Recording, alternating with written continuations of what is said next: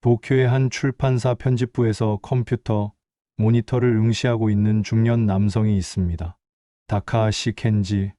그는 30년 넘게 잡지와 도서, 기획에 몸담아온 베테랑 편집자입니다. 오늘도 그는 넷플릭스 글로벌 차트를 확인하며 씁쓸한 미소를 짓습니다. 한국 드라마 K-팝 데몬 헌터스가 또다시 세계 1위를 차지했다는 소식이었습니다. 겉으로는 냉소적인 반응을 보이지만 속으로는 복잡한 감정이 교차합니다. 한때 세계를 주도했던 일본 콘텐츠의 영광과 지금 한국이 누리고 있는 성공 사이의 간극을 누구보다 잘 알고 있기 때문입니다. 그의 마음속에는 인정하고 싶지 않지만 어쩔 수 없이 받아들여야 하는 현실이 자리하고 있었습니다. 안녕하세요. 저는 다카하시 켄지입니다. 도쿄에서 나고 자란 출판사 편집자입니다. 30년 넘게 이 바닥에서 일하면서 수많은 잡지와 책을 기획해왔습니다. 주로 애니메이션과 만화, 그리고 대중문화 관련 콘텐츠를 다뤄왔어요. 시부야에 있는 작은 출판사에서 신입사원으로 시작해서 지금은 편집부장까지 올라왔지만 요즘 들어서는 이 자리가 예전만큼 의미 있게 느껴지지 않습니다. 제가 처음 이 업계에 발을 들인 건 1990년대 초반이었습니다. 그때는 정말 일본 콘텐츠의 황금기였죠.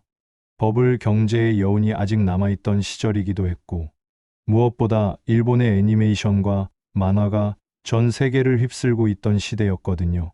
신입 편집자였던 제가 처음 맡은 업무가 바로 해외 수출용 만화책 편집이었는데, 그때만 해도 이 일이 이렇게 의미 깊은 일인지 몰랐습니다. 드래곤볼이 프랑스에서 시청률 70%를 기록했다는 뉴스를 처음 들었을 때의 그 충격을 지금도 잊을 수 없어요. 슬램덩크가 중국에서 농구 붐을 일으켰다는 소식, 세일러문이 미국 소녀들 사이에서 선풍적인 인기를 끌고 있다는 보고서들을 받아볼 때마다 가슴이 벅찼습니다. 단순히 만화나 애니메이션을 수출하는 것이 아니라 일본의 문화와 가치관, 그리고 꿈과 희망을 전 세계에 전파하고 있다는 자부심이 있었거든요. 그때만 해도 정말 일본이 세계 대중문화의 절대 강자라고 믿어 의심치 않았습니다. 해외 출장을 나갈 때마다 확인할 수 있었어요. 파리의 서점에서 원피스를 읽고 있는 프랑스 아이들, 뉴욕의 장난감 가게에서 포켓몬 피규어를 사려고 줄 서 있는 미국 아이들, 홍콩의 만화방에서 나루토에 열광하는 청소년들의 모습을 직접 목격했으니까요. 언어도 모르고 문화적 배경도 다른 아이들이 그림만 보고도 스토리를 이해하며 즐거워하는 모습이 정말 신기했습니다. 저는 그런 시대의 산증인입니다. 우리가 만든 콘텐츠가 언어의 장벽을 뛰어넘어 전 세계 사람들에게 사랑받는다는 것이 얼마나 대단한 일인지 온몸으로 경험했거든요. 1990년대 말에는 일본 애니메이션을 일곱 번째 예술이라고 부르는 평론가들이 나타나기 시작했어요. 한 영화제에서 미야자키 하야오 감독의 작품들이 주목받고 할리우드에서 일본 만화를 원작으로 한 영화들이 제작되기 시작했죠. 그때는 이런 현상이 영원히 계속될 거라고 생각했습니다. 제가 담당했던 프로젝트 중에 가장 기억에 남는 것은 1997년에 기획한 재패니메이션 글로벌 리포트였어요. 전 세계 30여 개국에서 일본 애니메이션과 만화의 인기 현황을 조사한 대규모 프로젝트였죠. 그 결과는 정말 놀라웠습니다. 유럽에서는 아이들이 일본어 단어를 자연스럽게 사용하고 있었고, 남미에서는 일본식 그림체를 따라 그리려는 젊은 작가들이 급증하고 있었어요. 아시아는 말할 것도 없었죠. 당시만 해도 한국도 일본 만화와 애니메이션을 수입해서 보는 나라 중 하나였으니까요. 하지만 세상은 변했습니다. 언제부턴가 이 모든 것이 서서히 변하기 시작했어요. 2000년대 들어서면서 출판업계 전체가 침체되기 시작했고, 더 중요한 건 일본 콘텐츠의 글로벌 영향력이 예전 같지 않다는 걸 실감하게 되었습니다. 새로운 애니메이션이 나와도 예전만큼의 반향을 얻지 못하고, 만화 시장도 디지털이라는 새로운 플랫폼의 등장으로 급격히 변화하기 시작했어요. 그리고 2010년대부터는 정말 충격적인 변화를 목격했습니다. 한국이라는 새로운 강자가 등장한 거예요. 처음에는 정말 일시적인 현상이라고 생각했습니다. K-팝 그룹 몇 개가 아시아에서 인기를 얻고 드라마 몇 편이 인기를 얻는 정도로만 여겼죠. 그런데 시간이 지날수록 이것이 단순한 유행이 아니라는 걸 깨닫게 되었습니다. BTS가 빌보드 차트를 석권하고 넷플릭스에서 한국 드라마들이 연이어 글로벌 히트를 기록하는 모습을 보면서 정말 복잡한 심경이었어요. 오징어 게임이 전 세계적인 신드롬을 일으키고 기생충이 아카데미상을 휩쓸 때는 솔직히 부러웠습니다. 그리고 지금의 K-팝 데몬 헌터스까지 한국 콘텐츠의 영향력이 점점 커지고 상대적으로 우리 일본의 존재감은 줄어드는 것을 목격하면서 말로 표현하기 어려운 감정들이 교차했습니다. 제 성격상 겉으로는 냉소적인 반응을 보이곤 합니다. 동료들 앞에서는 한국 콘텐츠의 성공에 대해 별거 아니라는 듯 이야기하죠. 일시적인 현상일 뿐이라고, 곧 사그라들 거라고 말하기도 해요. 하지만 속으로는 전혀 다릅니다. 30년 넘게 이 업계에 몸담으면서 배운 게 하나 있다면 인정할 건 인정해야 한다는 것입니다. 그게 제가 이 험한 세계에서 살아남을 수 있었던 이유이기도 하고요. 하지만 이런 현실을 온전히 받아들이는 것은 여전히 쉽지 않습니다. 한때 세계를 주도했던 일본의 자부심이 남아있기 때문일까요? 아니면 나이가 들어서 변화를 받아들이기 어려워진 걸까요? 매일 아침 출근해서 컴퓨터를 켜고 글로벌 콘텐츠 차트를 확인하는 것이 이제는 하루 일과가 되었는데 그때마다 복잡한 마음이 듭니다. 오늘 아침에도 어김없이 사무실에 도착해서 컴퓨터를 켜고 넷플릭스 글로벌 차트를 확인했습니다. 이게 제 하루 일과의 시작이 된 지도 벌써 몇 년째네요. K-팝 데몬 헌터스가 또다시 1위를 차지하고 있더군요. 한국 드라마가 세계적인 히트를 기록하는 것도 이제는 놀랍지 않은 일상이 되었습니다. 오히려 한국 작품이 차트에 없으면 이상할 정도예요. 차트를 보면서 씁쓸한 미소가 나왔습니다. 10위 안에 일본 콘텐츠는 단 하나도 보이지 않더군요. 하지만 정작 문제는 따로 있었어요. 기사를 작성하기 위해 온라인 커뮤니티를 둘러보니 마음이 무거워졌습니다. 일본 네티즌들의 반응이 정말 볼만하지 않았거든요.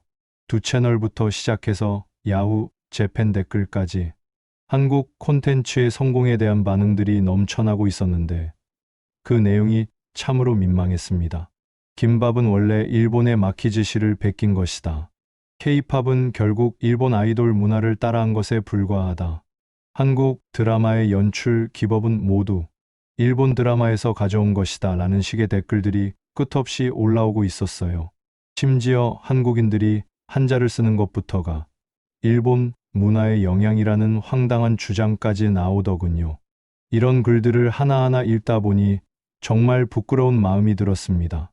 특히 충격적이었던 건 한 온라인 커뮤니티에서 K-팝 데몬 헌터스의 성공 요인 분석이라는 제목의 글을 봤는데 내용을 보니 한국의 성공을 인정하기보다는 어떻게든 깎아내리려는 의도가 뻔히 보이는 분석이었어요.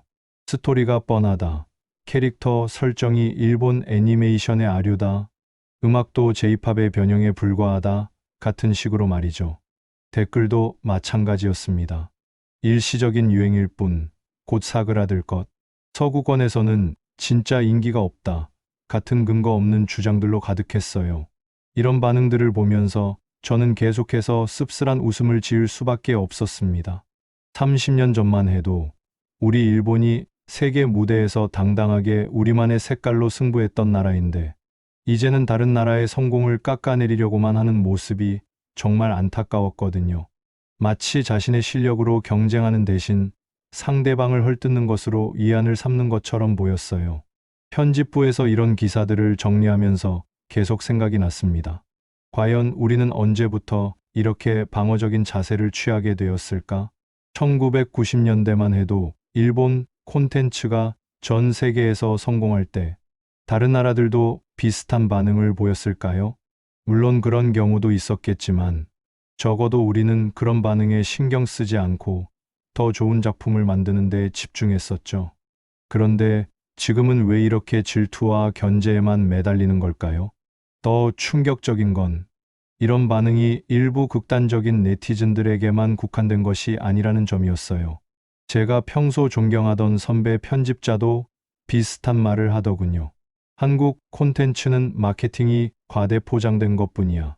내용적으로는 우리가 훨씬 낫지 라면서 말이에요. 심지어 대학에서 미디어학을 가르치는 교수까지도 TV 토론에서 한류는 정부 주도의 인위적인 현상이라고 주장하는 모습을 봤습니다. 기사를 작성하면서도 마음 한편으로는 부끄러운 감정이 들었습니다. 이런 반응들이 결국 우리 스스로의 한계를 드러내는 것은 아닐까 하는 생각이 들었거든요. 한국의 성공을 객관적으로 분석하고 거기서 배울 점을 찾는 대신 감정적으로만 반응하고 있는 모습이 정말 초라해 보였어요. 하지만 동시에 이해할 수 있는 부분도 있었습니다. 한때 세계를 주도했던 자부심이 있던 만큼 지금의 현실을 받아들이기가 더욱 어려운 것일 테니까요. 마치 한때 최고였던 스포츠 선수가 후배에게 밀려나는 상황과 비슷한 것 같았어요. 인정하고 싶지 않지만 현실은 명백하고 그 괴리감이 이런 반응으로 나타나는 것이겠죠. 점심시간에 동료들과 이야기를 나눠보니 더욱 복잡한 심경이 되었습니다. 한 동료는 요즘 일본 애니메이션 업계가 너무 침체되어 있다며 한숨을 쉬더군요. 또 다른 동료는 한국은 정부에서 문화산업에 엄청난 투자를 하고 있는데 우리는 그렇지 못하다고 아쉬워했어요. 그런 이야기들을 들으면서 느꼈습니다. 결국 우리도 한국의 성공을 의식하고 있고 어떻게든 따라잡고 싶어 한다는 걸 말이에요. 오후에는 더욱 흥미로운 기사를 발견했습니다. 한국의 젊은 웹툰 작가가 일본 만화에 영향을 받았다고 인터뷰에서 솔직하게 고백한 내용이었어요. 그런데 댓글을 보니 역시 일본을 베꼈다는 반응이 대부분이었습니다. 하지만 저는 오히려 그 작가의 태도가 인상적이었어요. 영향을 받은 것을 당당하게 인정하면서도 거기에 자신만의 색깔을 더해서 새로운 작품을 만들어낸 것이니까요. 그게 바로 문화의 발전 과정 아닐까요? 퇴근 시간이 다가오면서 마지막으로 확인한 기사가 정말 인상적이었습니다. 한국의 한 드라마 제작자가 우리는 일본 드라마에서 많이 배웠다. 하지만 거기서 멈추지 않고 우리만의 스토리텔링을 개발했다고 말한 인터뷰였어요. 그 말을 읽으면서 문득 깨달았습니다. 진짜 문제는 한국이 우리를 따라했다는 게 아니라 우리가 한국에게서 배우려 하지 않는다는 것일지도 모르겠다는 생각이 들었거든요. 제가 이 업계에 처음 발을 들인 것은 1990년대 초반이었습니다. 그때는 정말 일본 콘텐츠의 전성기였죠. 버블 경제의 여운이 남아있던 시절이기도 했고, 무엇보다 일본의 애니메이션과 만화가 전 세계를 휩쓸고 있던 시대였습니다. 대학을 갓 졸업한 신입사원이었던 저에게는 정말 꿈같은 시절이었어요. 첫 출근 날을 지금도 생생히 기억합니다. 시부야에 있는 작은 출판사 건물 3층. 그곳이 제 사회생활의 시작점이었거든요. 선배 편집자가 저를 책상으로 안내하면서 첫 번째로 보여준 게 해외 수출 현황 보고서였어요. 드래곤볼이 프랑스에서 시청률 70%를 기록했다는 뉴스를 처음 봤을 때의 그 충격을 지금도 잊을 수 없습니다. 단순한 만화책이 이렇게 큰 영향력을 가질 수 있다는 게 믿기지 않았거든요. 그때만 해도 정말 일본이 세계 대중문화를 이끌어간다고 믿었습니다. 사무실 벽면에는 세계 지도가 붙어 있었는데 일본 콘텐츠가 진출한 국가마다 빨간 핀이 꽂혀 있었어요. 유럽부터 남미까지 거의 모든 대륙에 핀이 박혀 있는 모습을 보면서 정말 자랑스러웠습니다. 저 역시 그런 자부심 속에서 일했어요. 제가 처음 맡은 업무는 해외 바이어들과의 연락 업무였습니다. 매일 아침이면 전 세계에서 팩스가 날아왔어요. 프랑스에서는 슬램덩크의 추가 에피소드를 요청하고 이탈리아에서는 세일러문 캐릭터 상품 라이선스 계약을 문의했습니다. 독일에서는 포켓몬 관련 출판물 번역권을, 스페인에서는 원피스 연재권을 요구하는 연락이 끊이지 않았어요. 그때는 정말 일본 콘텐츠에 대한 전 세계의 갈증을 피부로 느낄 수 있었습니다. 1994년경이었나. 제가 처음 해외 출장을 간 곳이 프랑스 파리였어요. 현지 출판사와 라이선스 계약을 논의하러 간 것이었는데 그때 목격한 광경이 정말 충격적이었습니다. 샹젤리제 거리의 서점마다 일본 만화 코너가 따로 마련되어 있었고 프랑스 아이들이 일본 만화책을 읽으며 카페에서 시간을 보내는 모습을 볼 수 있었어요. 언어도 모르는 아이들이 그림만 보고도 스토리를 이해하며 웃고 울고 있더군요. 더 놀라운 건 현지 만화가들과의 만남이었습니다. 당시 프랑스에서 인기를 얻기 시작한 젊은 작가들이 대부분 일본 만화의 영향을 받았다고 고백하더군요. 그들은 일본어도 배우고 있었고 일본 전통 문화에도 관심이 많았어요. 한 작가는 일본 만화는 단순한 오락이 아니라 하나의 철학이라고까지 표현했습니다. 그때 정말 우리가 세계에 미치는 문화적 영향력이 어마어마하다는 걸 실감했어요. 1995년에는 뉴욕으로 출장을 갔었는데 타임스퀘어의 토이저러스에서 포켓몬 피규어를 사려고 줄 선 미국 아이들의 모습을 봤습니다. 부모들까지 함께 와서 기다리는 모습이 정말 인상적이었어요. 매장 직원에게 물어보니 일본에서 새로 출시되는 캐릭터 상품들은 몇 시간 만에 품절된다고 하더군요. 그때 느꼈습니다. 이건 단순한 장사가 아니라 문화적 혁명이구나 하고요. 1997년에 제가 기획한 재패니메이션 월드와이드 리포트는 제 커리어에서 가장 기억에 남는 프로젝트였습니다. 전 세계 35개국에서 일본 애니메이션과 만화의 현황을 조사한 대규모 기획이었어요. 6개월간 진행된 이 프로젝트의 결과는 정말 놀라웠습니다. 남미에서는 아이들이 일본어 단어를 일상 대화에서 자연스럽게 사용하고 있었고, 동유럽에서는 일본식 그림체를 배우려는 미술학도들이 급증하고 있었어요. 특히 충격적이었던 건 당시 한국의 상황이었습니다. 한국도 일본 만화와 애니메이션을 열심히 수입해서 보는 나라 중 하나였거든요. 현지 조사원의 보고에 따르면 한국의 젊은이들 사이에서도 일본 콘텐츠가 엄청난 인기를 끌고 있다고 했어요. 당시만 해도 한국이 나중에 우리의 경쟁자가 될 거라고는 상상도 못했습니다. 그 무렵 칸 영화제에서 미야자키 하야오 감독의 월령공주가 주목받기 시작했고, 할리우드에서도 일본 만화를 원작으로 한 영화 제작 논의가 활발해졌어요. CNN에서는 일본 애니메이션, 새로운 문화적 언어가 되다라는 특집 프로그램을 방영하기도 했죠. 그때는 정말 이런 현상이 영원히 계속될 거라고 생각했습니다. 사무실 분위기도 정말 활기찼어요.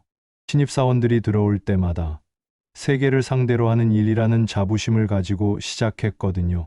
해외 출장 기회도 많았고, 국제 도서전이나 애니메이션 페스티벌에 참가하면 일본 부스는 항상 가장 인기가 많았어요.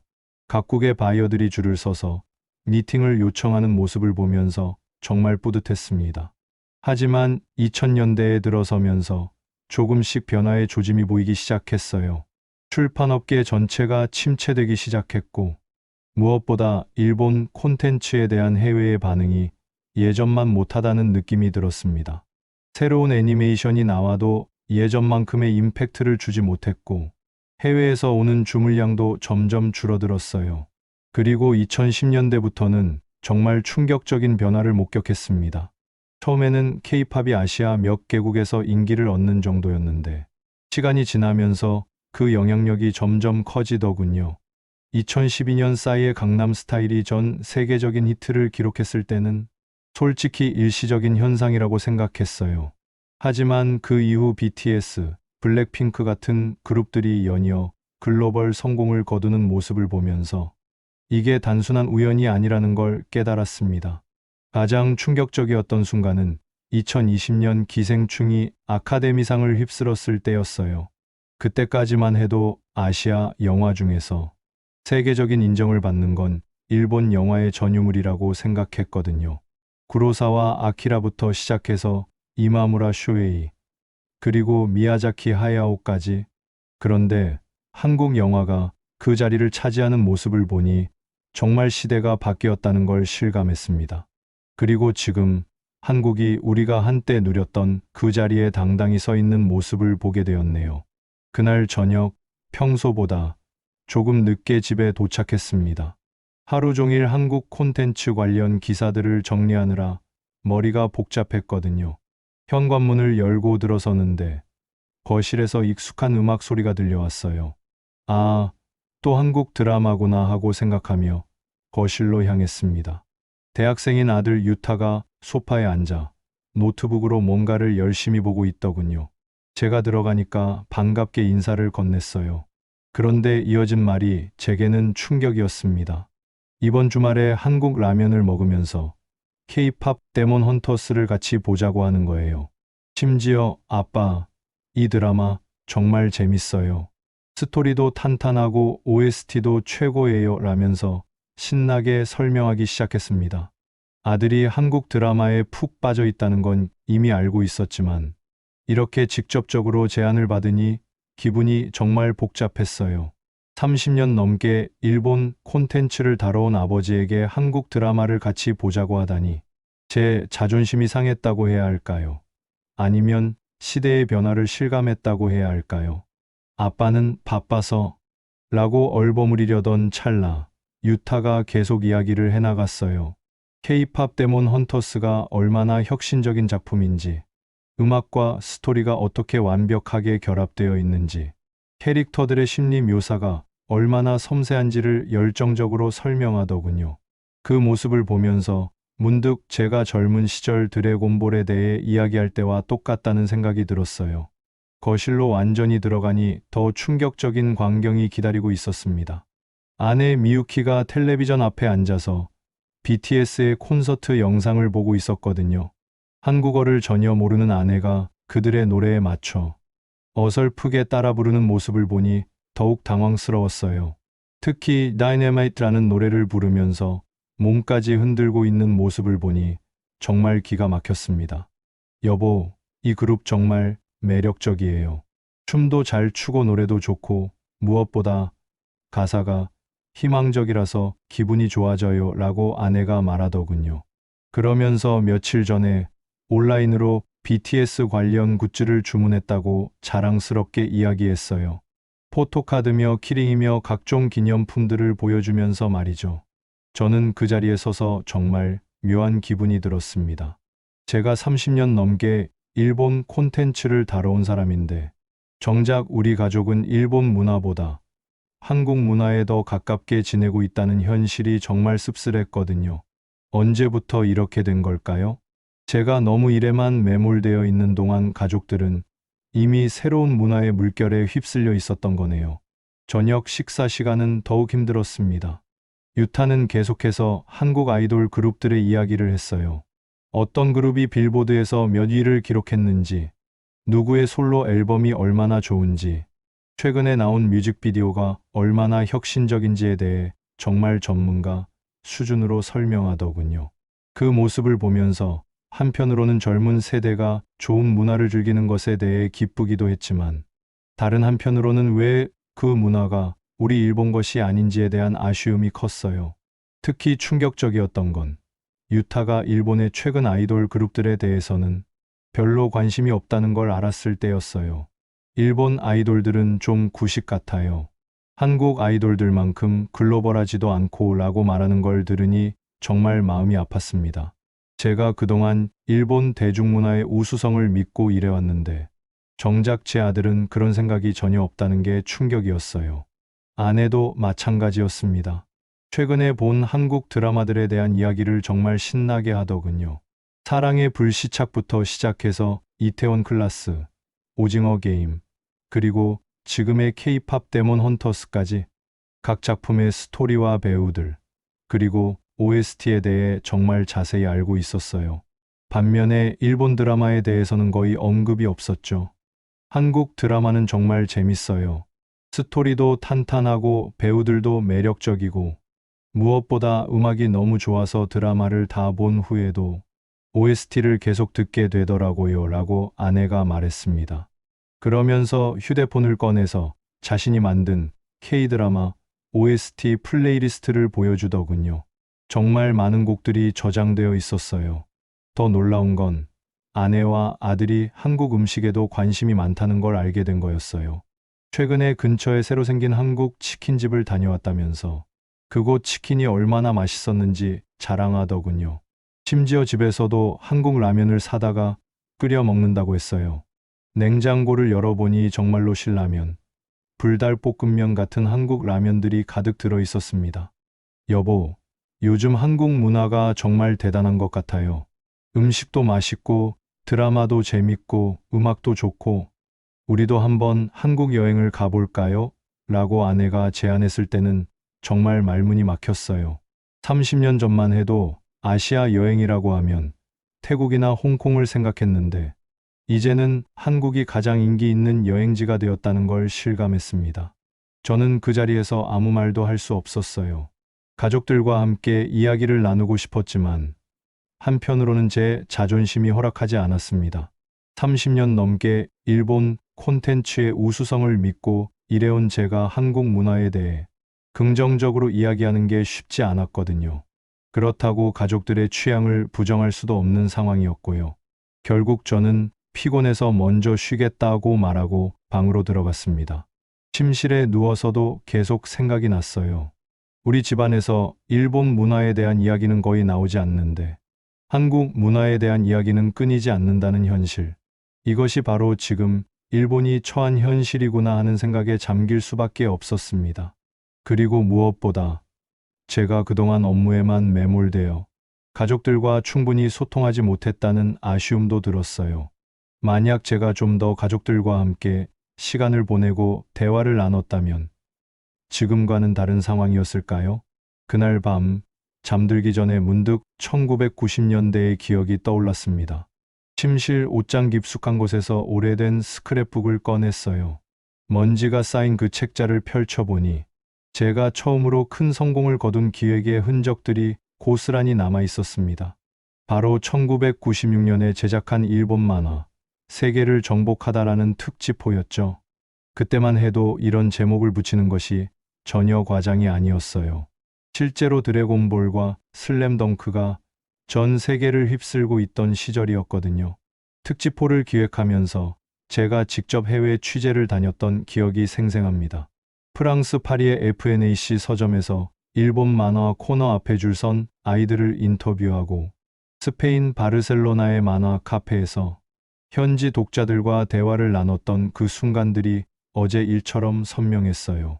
스크랩북을 넘기면서 당시 기사 제목들을 다시 읽어보니 정말 감회가 새로웠습니다. 드래곤볼, 프랑스 아이들의 새로운 신화가 되다. 슬램덩크, 중국의 농구 열풍 불러일으키다. 포켓몬, 미국 아이들의 마음을 사로잡다 같은 제목들이 가득했어요. 그때는 정말 일본 만화와 애니메이션의 우수성에 대해 의심의 여지가 없었죠. 세계 각국에서 일본 콘텐츠에 대한 찬사가 쏟아지고 있었고, 우리는 그런 성공에 완전히 도취되어 있었습니다. 특히 기억에 남는 것은 1997년 칸 영화제 취재 때의 일이었어요. 그때 프랑스의 한 영화 평론가가 일본 애니메이션을 가리켜 제7의 예술이라고 표현한 것을 듣고 정말 자랑스러웠던 기억이 납니다. 그 기사를 작성하면서 우리가 만든 콘텐츠가 언어와 문화의 장벽을 뛰어넘어 전 세계 사람들의 마음을 움직이고 있다고 썼었는데, 그때는 정말 그런 확신이 있었어요. 스크랩북 중간쯤에서 1998년 기사 하나가 눈에 띄었습니다. 일본 애니메이션, 할리우드도 주목하다라는 제목의 기사였는데, 당시 스티븐 스필버그 감독이 일본 애니메이션의 예술성을 극찬했다는 내용이었어요. 그 기사 옆에는 제가 직접 촬영한 사진도 붙어 있었는데, 로스앤젤레스의 한 서점에서 아메리카 아이들이 일본 만화를 읽고 있는 모습이었죠. 그 사진을 보면서 당시의 자부심이 다시 살아나는 것 같았어요. 그런데 지금 생각해보니 그때의 우리 모습이 지금의 한국과 너무도 닮아 있다는 걸 깨달았습니다. 전 세계적인 인기, 문화적 영향력, 그리고 그에 따른 엄청난 자부심까지 지금 한국이 누리고 있는 모든 것들을 우리도 한때 경험했었죠. BTS가 빌보드를 석권하는 모습을 보면서 느꼈던 그 복잡한 감정이 사실은 1990년대 포켓몬이 미국을 휩쓸 때 우리가 느꼈던 그 짜릿함과 동일한 것이었구나 하는 생각이 들었어요. 스크랩북을 더 넘겨보니 1999년 기사가 나왔습니다. 21세기 일본 콘텐츠의 미래는 라는 제목의 전망 기사였는데 그때 제가 쓴 내용을 읽어보니 정말 흥미로웠어요. 일본의 창의력과 기술력, 그리고 독특한 문화적 감성은 앞으로도 세계 시장에서 계속 통할 것이라고 확신에 찬 어조로 썼더군요. 그리고 다른 아시아 국가들이 일본을 따라오려 하겠지만 우리의 독창성을 넘어서기는 어려울 것이라는 예측도 있었어요. 그 예측을 다시 읽으면서 정말 부끄러웠습니다. 20년도 채 지나지 않아 그 예측이 완전히 빗나갔으니까요. 특히 한국에 대한 언급 부분을 보니 더욱 그랬어요. 한국은 일본 콘텐츠의 좋은 소비 시장 중 하나로 계속 남을 것이라고 썼었는데 지금 한국이 우리의 경쟁자를 넘어서 선도자가 된 현실을 보면 정말 격세지감이 들었습니다. 또 다른 페이지에서는 당시 해외 언론의 반응들을 모은 코너가 있었어요. 뉴욕타임스의 일본 애니메이션, 새로운 문화적 언어 기사, 가디언의 망가와 아니메, 일본이 세계에 선사한 선물 칼럼, 르몽드의 일본 문화, 젊은 세대의 새로운 교과서, 분석 등이 스크랩되어 있었어요. 그때는 이런 기사들을 보면서 정말 뿌듯했는데 지금은 이런 찬사들이 한국을 향하고 있다는 게 신기하면서도 씁쓸했습니다. 스크랩북 마지막 페이지에는 제가 직접 쓴 소감문이 있었어요. 일본 콘텐츠가 세계 무대에서 이렇게 사랑받는 것을 보며 우리 문화의 우수성을 다시 한번 확인할 수 있었다. 앞으로도 더욱 좋은 콘텐츠를 만들어 세계인들에게 감동을 주고 싶다는 내용이었습니다. 그 글을 읽으면서 당시의 제 마음가짐이 어땠는지 생생하게 떠올랐어요. 그때의 기억이 생생하기 때문에 지금 한국의 성공을 보면서 더욱 복잡한 감정이 드는 것 같아요. 부러움과 동시에 그리움, 그리고 한편으로는 인정하고 싶지 않은 마음까지. 하지만 냉정하게 생각해보면 이것이 바로 문화의 자연스러운 흐름이 아닐까 싶기도 했어요. 1990년대에 일본이 그랬던 것처럼 이제는 한국이 그 자리에서 세계를 이끌어가는 거죠. 스크랩북을 덮으면서 한 가지 깨달은 게 있었습니다. 그때 우리가 세계적인 성공을 거둘 수 있었던 이유는 단순히 좋은 콘텐츠를 만들었기 때문만이 아니라 전 세계 사람들의 마음을 읽고 그들이 원하는 것을 제공했기 때문이었어요. 지금의 한국도 마찬가지일 거예요. 단순히 우리를 따라한 게 아니라 시대가 원하는 새로운 무언가를 제공하고 있는 거죠. 결국 시대가 바뀌었고 이제는 한국이 그 자리에 서 있다는 현실을 받아들여야 하는 시점에 와 있는 것 같습니다. 그리고 우리도 한때 그 자리에 있었다는 자부심을 가지면서 동시에 새로운 시대에 맞는 우리만의 방향을 찾아야 하는 거겠죠. 그날 밤 오랜만에 깊은 잠에 들 수 있었습니다. 다음날 아침 출근길에 지하철에서 우연히 흥미로운 뉴스를 접했습니다. 스마트폰으로 뉴스를 확인하던 중 한국의 농심에서 K-팝 데몬 헌터스 캐릭터가 그려진 특별판 새우깡을 전 세계에 출시한다는 소식을 봤어요. 단순히 드라마가 인기를 끈 것에서 그치지 않고 이제는 관련 상품까지 글로벌 시장에서 주목받게 되었다는 내용이었죠. 기사를 자세히 읽어보니 더욱 놀라웠습니다. 이미 미국과 유럽의 주요 마트에서 예약 판매가 시작되었고 첫 주 판매량만으로도 역대 해외 수출 기록을 갈아치웠다는 거였어요. 이 뉴스를 보면서 저는 자연스럽게 상상에 빠져들었습니다.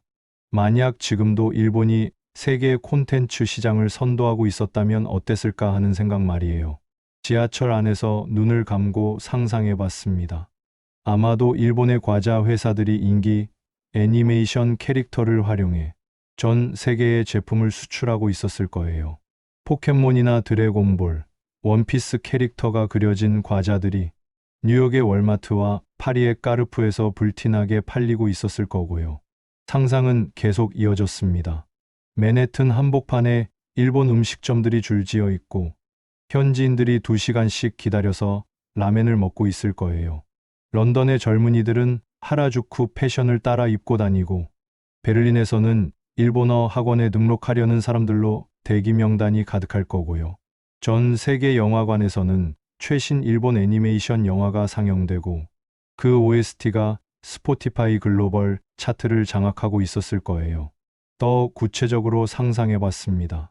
CNN에서는 재패니즘, 전 세계 젊은이들의 새로운 라이프 스타일이라는 특집 프로그램을 방영하고 있을 거고, BBC에서는 일본 문화의 글로벌 확산을 다룬 다큐멘터리를 제작했을 거예요. 유튜브에는 일본 문화를 체험하는 외국인들의 영상이 수백만 뷰를 기록하고, 틱톡에서는 일본 댄스 챌린지가 전 세계적으로 유행했을 거고요. 하지만 현실은 정반대였습니다. 이제는 한국 치킨집이 뉴욕 맨해튼에서 2시간 대기는 기본이고, 파리 젊은이들은 K-뷰티 제품으로 화장하며 런던에서는 한국어 학습자 수가 폭증하고 있어요. 전 세계 스트리밍 플랫폼에서는 한국 드라마가 1위를 차지하고 K-팝이 스포티파이 글로벌 차트를 석권하고 있죠. 사무실에 도착해서 더 자세한 자료를 찾아봤습니다. 한국 문화 콘텐츠의 해외 수출 규모가 정말 어마어마했어요. 2023년 기준으로 K 콘텐츠 수출액이 140억 달러를 넘어섰다는 통계를 봤는데, 이는 10년 전의 10배가 넘는 수치였습니다. 반면 일본 콘텐츠 수출액은 정체되어 있거나 오히려 감소하는 추세를 보이고 있었어요. 더 충격적인 자료도 발견했습니다. 전 세계 한국어 학습자 수가 최근 5년간 300% 증가했다는 통계였어요. 특히 젊은 세대에서 한국어 학습 열풍이 대단하다는 내용이었습니다. 반면 일본어 학습자 수는 지속적으로 감소하고 있다는 데이터도 함께 나와 있었어요. 1990년대에는 정반대의 상황이었는데 말이죠. 점심시간에 동료와 이런 이야기를 나누다가 더욱 실감나는 얘기를 들었습니다. 그 동료의 딸이 고등학생인데 최근에 학교에서 제2외국어로 한국어를 선택했다는 거예요. 클래스가 금방 마감될 정도로 인기가 높다고 하더군요. 반면 중국어나 프랑스어는 수강 신청자가 부족해서 폐강 위기라고 했어요. 20년 전만 해도 아이들이 일본 만화 때문에 일본어를 배우려고 했는데, 이제는 K-드라마 때문에 한국어를 배운다니 정말 격세지감이라고 동료가 말했습니다. 오후에는 더욱 구체적인 비교 데이터를 찾아봤습니다. 넷플릭스 글로벌 차트에서 한국 콘텐츠가 차지하는 비중과 일본 콘텐츠가 차지하는 비중을 직접 비교해 본 거예요. 결과는 정말 충격적이었습니다. 지난 1년간 넷플릭스 글로벌 TOP 10에 진입한 아시아 콘텐츠 중 80% 이상이 한국 작품이었어요. 일본 작품은 고작 5% 정도에 불과했습니다. 이런 현실을 보면서 마음이 더욱 무거워졌어요. 단순히 콘텐츠 하나의 문제가 아니라 국가 전체의 이미지와 경쟁력의 차이가 이렇게 극명하게 드러나고 있다는 사실이 충격적이었거든요. 한국의 소프트 파워가 일본의 그것을 완전히 넘어서 버린 상황이었어요. 퇴근길에도 계속 비교가 되었습니다. 지하철 광고판에는 한국 화장품과 한국 치킨 브랜드 광고가 가득했어요. 젊은 승객들은 스마트폰으로 한국 드라마를 보거나 K-팝을 듣고 있었고요. 반면 일본 브랜드나 일본 콘텐츠 관련 광고는 거의 찾아볼 수 없었습니다. 집에 돌아와서도 이런 생각이 계속됐어요. 만약 30년 전에 일본이 지금까지 그 위치를 유지했다면 제 아들도 일본 콘텐츠에 더 관심을 가졌을 거고, 아내도 J-드라마를 즐겨봤을 거예요. 우리 가족의 저녁 식탁에서는 일본 문화에 대한 이야기가 오갔을 거고, 주말에는 함께 일본 애니메이션 영화를 보러 갔을지도 모르죠. 하지만 현실은 정반대였습니다. 제 아들은 한국 아이돌 그룹의 팬이고, 아내는 한국 드라마의 열렬한 시청자예요. 우리 집 냉장고에는 한국 음식들이 가득하고, 가족 대화의 중심은 한국 문화입니다. 이런 현실을 받아들이는 것이 쉽지 않지만, 동시에 이것이 자연스러운 문화의 흐름이라는 생각도 들었어요. 그날 밤 침대에 누워서 마지막으로 생각한 것은 한국과 일본의 이런 극명한 대조가 앞으로도 계속될 것인가 하는 문제였습니다. 한국의 현재 위치가 1990년대 일본의 위치와 똑같다면 언젠가는 또 다른 변화가 올 수도 있을 거예요. 하지만 적어도 당분간은 한국이 이 흐름을 주도할 것 같다는 생각이 들었습니다. 그리고 우리 일본은 새로운 역할을 찾아야 할 때가 왔다는 걸 인정해야겠다고 생각했어요. 그날 오후 온라인 커뮤니티를 둘러보니 상황은 더욱 심각했습니다. K-팝 데몬 헌터스의 연일 계속되는 글로벌 성공 소식에 대한 일본 네티즌들의 반응이 정말 볼만하지 않았거든요. 두 채널부터 시작해서 야후재팬, 니코니코 동화까지 거의 모든 온라인 플랫폼에서 한국의 성공을 깎아내리려는 글들이 넘쳐나고 있었어요. 한국 문화는 결국 일본 문화의 아류작에 불과하다. 서구 언론들이 한국을 띄워주는 것은 정치적 이유 때문이다. 한국 드라마의 완성도는 일본 드라마에 비해 턱없이 부족하다라는 식의 댓글들이 끝없이 올라오고 있었습니다. 심지어 한국의 성공은 곧 사그라들 일시적인 유행에 불과하다는 주장까지 나오더군요. 특히 충격적이었던 건 한인기 게시판에서 캐대언 흥행 조작설이라는 음모론까지 등장한 것이었어요. 넷플릭스 차트 조작, 가짜 해외 반응 동영상 제작, 정부 차원의 마케팅 개입 등등 온갖 근거 없는 주장들이 수백 개의 댓글과 함께 확산되고 있었습니다. 그 글을 읽으면서 정말 부끄러운 마음이 들었어요. 더 놀라운 건 이런 반응이 단순히 익명의 네티즌들에게만 국한된 게 아니라는 점이었습니다. 제가 평소 구독하던 문화 평론가의 블로그에서도 비슷한 논조의 글을 발견했거든요. 한류는 인위적으로 만들어진 현상이며 진정한 문화적 가치는 없다는 식의 주장이었어요. 한때 존경했던 그 평론가가 이런 글을 쓴다는 게 정말 실망스러웠습니다. 점심시간에 동료들과 이야기를 나누다가 더욱 심각한 문제를 발견했습니다. 편집부 내에서도 한국에 대한 감정이 좋지 않다는 걸 알게 된 거예요. 한 선배 편집자는 요즘 한국 관련 기사만 쓰면 조회수가 나오니까 언론들이 과대 포장하는 거야 라고 말했고, 또 다른 동료는 한국 콘텐츠는 자극적인 요소만 강조해서 인기를 끄는 거지 깊이가 없어 라고 평가했습니다. 이런 이야기들을 들으면서 마음이 더욱 착잡해졌어요. 우리가 언제부터 이렇게 초라한 모습이 되었을까 싶어서요. 1990년대만 해도 다른 나라가 우리의 성공을 질투한다면 그럼 더 좋은 작품을 만들어서 경쟁하자는 자세였는데, 지금은 상대방을 깎아내리는 것으로만 위안을 삼고 있는 것 같았어요. 오후에는 더욱 극단적인 반응들을 목격했습니다. 한 온라인 커뮤니티에서는 한국 콘텐츠 불매 운동을 벌이자는 제안까지 나왔더군요.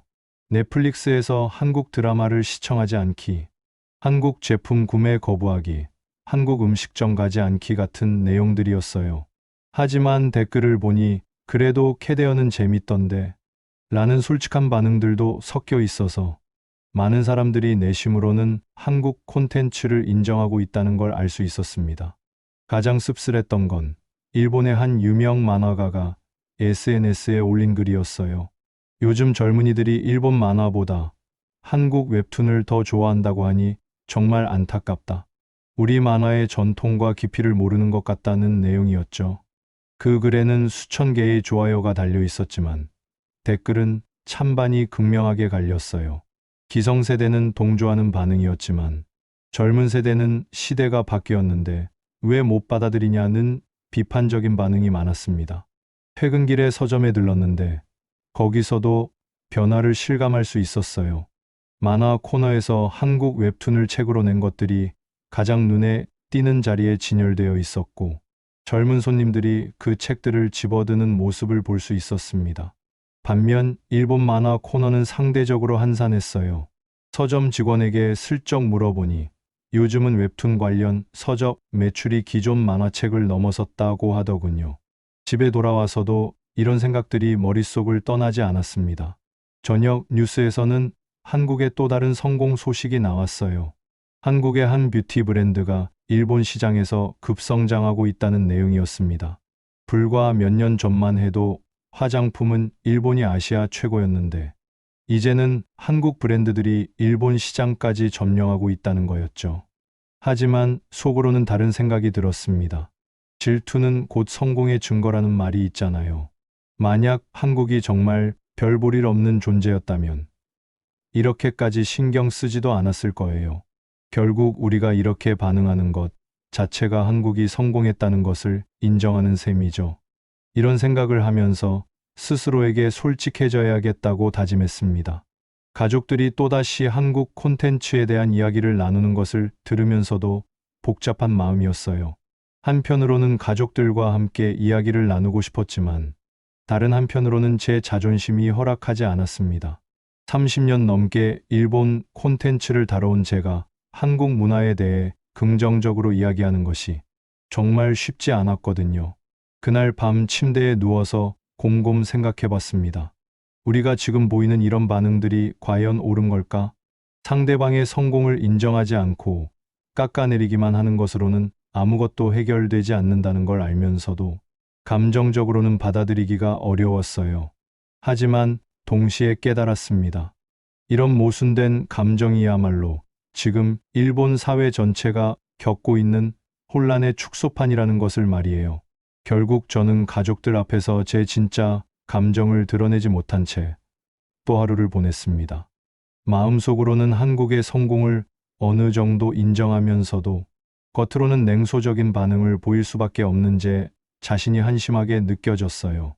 이런 모순된 감정 속에서 하루하루를 보내는 것이 점점 힘들어지고 있었습니다. 과연 언제까지 이런 식으로 버텨야 할까요?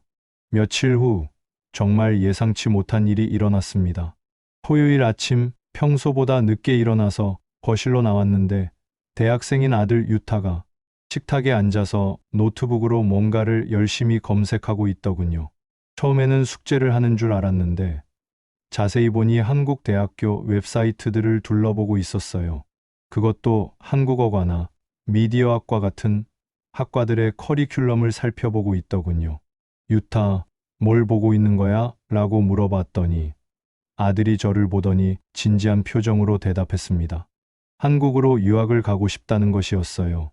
한국어를 제대로 배우고 한국의 문화, 콘텐츠 산업에 대해 깊이 있게 공부하고 싶다고 하더군요. 순간 정말 머리가 하얘졌습니다. 제 아들이 일본이 아닌 한국에서 미래를 찾으려 한다는 사실에 말 그대로 충격을 받았거든요. 왜 갑자기 한국 유학을? 이라고 물어보려던 찰나 유타가 차근차근 설명하기 시작했어요. 최근 몇 년간 한국의 문화 콘텐츠 산업이 보여준 성장세가 정말 놀랍다는 거였어요. 단순히 K-팝이나 K-드라마의 성공을 넘어서 이제는 게임, 웹툰, 패션, 뷰티까지 모든 분야에서 글로벌 트렌드를 주도하고 있다고 분석하더군요. 특히 한국의 콘텐츠 기업들이 어떻게 전 세계 시장을 공략하는지, 그들의 마케팅 전략과 크리에이티브 프로세스가 얼마나 체계적인지에 대해 정말 전문가 수준으로 설명했어요. 아빠, 솔직히 말하면 지금 세계에서 가장 혁신적이고 역동적인 문화 콘텐츠를 만드는 곳이 한국이에요. 넷플릭스 데이터만 봐도 알 수 있잖아요.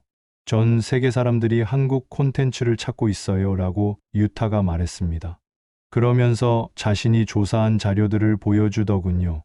한국 대학들의 문화 콘텐츠 관련 학과들이 얼마나 실무 중심으로 커리큘럼을 구성하고 있는지, 졸업생들의 취업률이 얼마나 높은지까지 상세히 알고 있었어요. 처음에는 정말 반대하고 싶었습니다. 일본에도 좋은 대학들이 많고 굳이 한국까지 가서 공부할 필요가 있느냐고 말하려 했어요. 우리나라 대학에서도 충분히 좋은 교육을 받을 수 있는데 왜 굳이 라고 시작하려던 순간 유타가 저를 조용히 바라보며 말했습니다. 아빠는 30년 넘게 일본 콘텐츠 업계에서 일하시면서 정말 많은 것을 보셨잖아요. 그런 아빠가 보시기에도 지금 상황이 어떤지 솔직히 말씀해 주세요. 일본 콘텐츠가 예전만큼 글로벌 영향력을 가지고 있나요?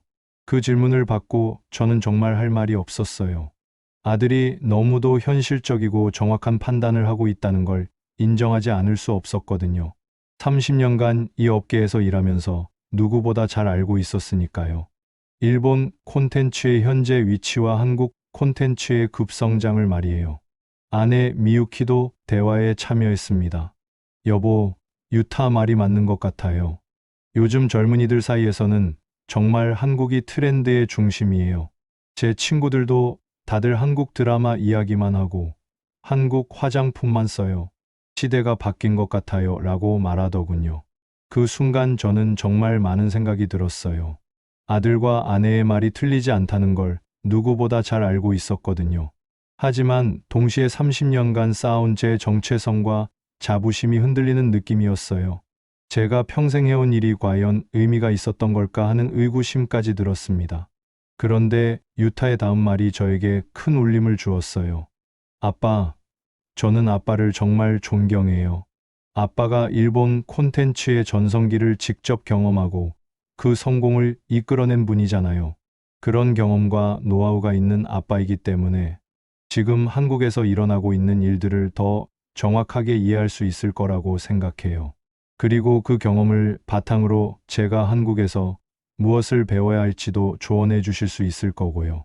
아들의 그 말을 들으면서 갑자기 관점이 바뀌었습니다. 한국 유학이 단순히 일본을 포기하고 한국으로 가는 것이 아니라 제가 가진 경험과 아들의 새로운 도전이 만나는 지점일 수도 있겠다는 생각이 들었어요. 그리고 무엇보다 아들의 눈빛에서 미래에 대한 확신과 열정을 볼 수 있었습니다. 마치 제가 젊은 시절 일본 콘텐츠의 가능성을 믿고 이 일을 시작했을 때의 모습과 똑같았어요. 그래도 일본에서도 충분히 라고 말하려던 저를 아들이 조용히 막았습니다. 아빠, 저도 일본을 사랑해요. 하지만 지금 세계는 빠르게 변하고 있어요. 제 세대는 아빠 세대와 달리 국경이나 민족에 얽매이지 않고 진짜 좋은 것, 미래가 있는 것을 배우고 싶어 해요.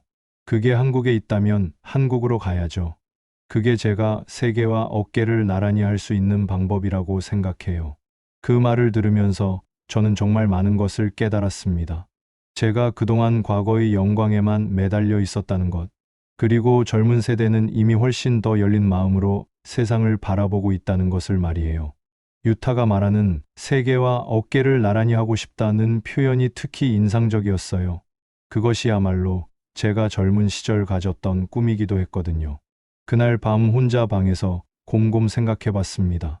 아들의 선택을 반대할 이유가 정말 있을까? 제 자존심 때문에 아들의 미래를 가로막는 것은 아닐까? 그리고 무엇보다 아들이 한국에서 배워온 것들이 결국 일본에도 도움이 될 수 있지 않을까 하는 생각이 들었어요. 다음 날 아침, 저는 유타에게 말했습니다. 유타야, 내가 선택한 길을 응원하겠다. 한국에서 많은 것을 배우고 와라. 그리고 그 경험을 바탕으로 일본에서도 새로운 시도를 해보자고요. 아들의 얼굴에 환한 미소가 번졌습니다. 그 미소를 보면서 저도 덩달아 기분이 좋아졌어요. 아마 오랜만에 제대로 된 결정을 한 것 같다는 생각이 들었거든요. 그 순간 깨달았습니다. 진정한 패배는 경쟁에서 밀리는 것이 아니라 변화를 거부하고 과거에만 머물러 있는 것이라는 걸 말이에요. 아들이 한국에서 배워올 새로운 시각과 경험이 어쩌면 일본 콘텐츠 업계에도 새로운 활력을 불어넣을 수 있을지도 모르겠다는 희망이 생겼습니다. 다음 날 월요일 아침 편집부로 돌아온 켄지는 평소와는 다른 마음가짐으로 컴퓨터 앞에 앉았습니다. 주말 동안의 깊은 성찰과 아들과의 진솔한 대화가 그에게 새로운 관점을 선사했던 것입니다. 그는 새로운 기획안을 작성하기 시작했습니다. 제목은 K-팝 데몬 헌터스, 일본을 흔든 한국의 문화 파도였습니다. 동료들이 하나둘 출근하면서 켄지의 모니터를 힐끔힐끔 들여다봤습니다. 예상대로 시큰둥한 반응이었어요. 또 한국 이야기야? 요즘 한국 기사만 써도 조회수 나온다고 그런 거지? 같은 냉소적인 반응들이 쏟아졌습니다. 하지만 켄지는 이미 확신하고 있었습니다. 한국의 성공은 일시적인 유행이 아니라 새로운 세계 질서의 시작이라는 것을 말이에요. 기획안을 작성하면서 켄지는 자신의 30년 경험을 총동원했습니다. 1990년대 일본 콘텐츠가 세계를 석권했던 당시의 패턴과 지금 한국이 보여주는 성공 패턴을 객관적으로 비교 분석했어요. 놀랍게도 두 현상 사이에는 많은 공통점이 있었습니다. 정부의 체계적 지원, 민간 기업의 과감한 투자, 크리에이터들의 창의성, 그리고 무엇보다 전 세계 관객들의 마음을 읽는 예리한 감각까지. 하지만 결정적인 차이점도 발견했습니다. 1990년대 일본이 주로 아시아와 일부 서구권에 집중했다면 지금의 한국은 처음부터 글로벌 시장을 겨냥한 전략을 구사하고 있었어요. 특히 디지털 플랫폼을 적극 활용한 유통 전략과 소셜미디어를 통한 팬덤 구축 방식은 정말 혁신적이었습니다.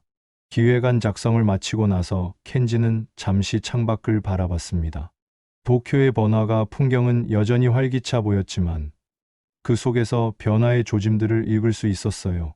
거리의 젊은이들이 입고 있는 패션, 그들이 듣고 있는 음악, 그리고 카페에서 나누는 대화의 주제들까지 모든 것이 조금씩 바뀌고 있었습니다. 점심시간에 켄지는 아들 유타에게 전화를 걸었습니다. 한국 유학에 대해 더 구체적으로 이야기하고 싶다고 했어요. 유타는 정말 기뻐하며 자신이 조사한 정보들을 공유했습니다. 서울대학교와 연세대학교의 문화 콘텐츠학과, 그리고 한국예술종합학교의 영상원에 대한 상세한 정보들이었죠. 켄지는 아들의 열정을 느끼면서 동시에 자신의 경험을 바탕으로 조언을 해주었습니다. 오후에는 편집장과의 면담이 있었습니다. 켄지의 새로운 기획안을 검토한 편집장은 처음에는 부정적인 반응을 보였어요. 독자들이 이런 기사를 좋아할까? 라는 우려를 표명했습니다. 하지만 켄지는 차분히 설명했습니다. 현실을 정확히 파악하고 거기서 배울 점을 찾는 것이야말로 진정한 저널리즘이라고. 그리고 그것이 궁극적으로 일본 콘텐츠 업계의 발전에도 도움이 될 거라고 말이에요. 30년간 일본 콘텐츠와 함께해온 베테랑 편집자가 내린 이 결론은 단순한 개인적 깨달음을 넘어서는 의미를 담고 있었습니다. 과거의 영광에만 머물러 있을 것인가? 아니면 변화하는 시대에 맞춰 새로운 가능성을 모색할 것인가? 켄지의 선택은 후자였습니다. 그는 한국의 성공을 질투의 대상이 아닌 학습의 기회로 바라보기로 결심했습니다. 퇴근길에 켄지는 서점에 들렀습니다. 한국 관련 도서 코너에서 몇 권의 책을 골랐어요. 한국의 문화 콘텐츠 산업에 대한 분석서, K-팝의 글로벌 마케팅 전략에 관한 책, 그리고 한국어 기초학습서까지 아들과 함께 공부하기 위해서였죠.